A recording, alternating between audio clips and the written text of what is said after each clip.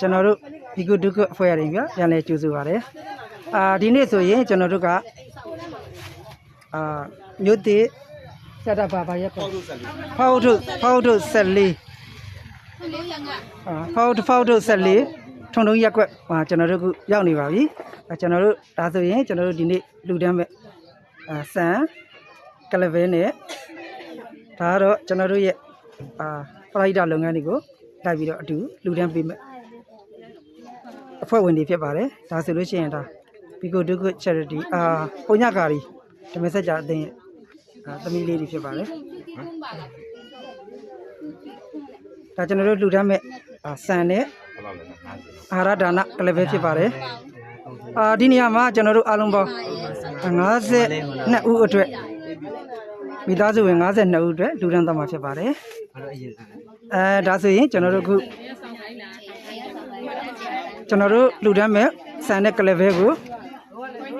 လာရောက်ပြီးတော့အလူခံမဲ့ဒီနေရာမှာနေထိုင်တဲ့မိသားစုဝင်တွေဖြစ်ပါတယ်ကျွန်တော်တို့မကြခင်လူတန်းမှာတော့မယ်ဒါဆိုရင်ကျွန်တော်တို့လူတန်းမဲ့မိသားစုဝင်တွေပေါ့နော်သူတို့နေထိုင်တဲ့အိမ်လေးတွေဖြစ်ပါတယ်ပေါ့နော်ဒါသူတို့နေတဲ့အိမ်လေးတွေပါဒီချိန်မှာသူတို့ကတကယ်ကိုပေါ့နော်ခက်ခဲနဲ့ဘဝကိုဖြတ်သန်းနေရတဲ့အချိန်ဖြစ်တဲ့အတွက်ပေါ့နော်ကျွန်တော်တို့အခုလိုမျိုးလာပြီးလူတန်းပေးရတာဖြစ်ပါတယ်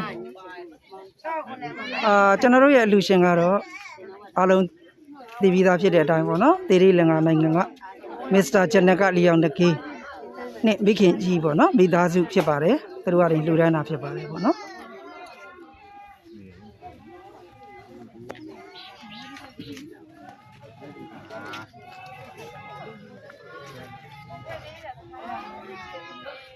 Hello, Mr. Janaka. Mingalava, good morning. Today, here we are going to donate for 52 household members here.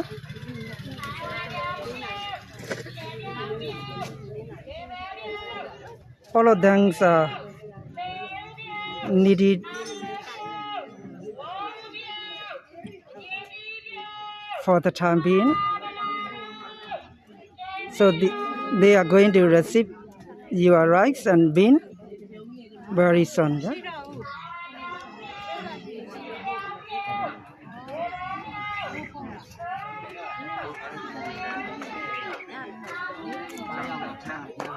Okay. Thank you. ကျွန်တော်တို့နဲ့အတူလူတန်းမှုကိုပါဝင်ကုသိုလ်ယူကြပါကျွန်တော်တို့နဲ့အတူဒီလူတန်းမှုတွေကိုလိုက်ပါကြည့်ရှုဖို့အတွက်အားလုံးကိုနည်းနည်းထွေးထွေးနဲ့ဖိတ်ခေါ်ပါတယ်အားလုံး Thank you ကျေးဇူးတင်ပါတယ်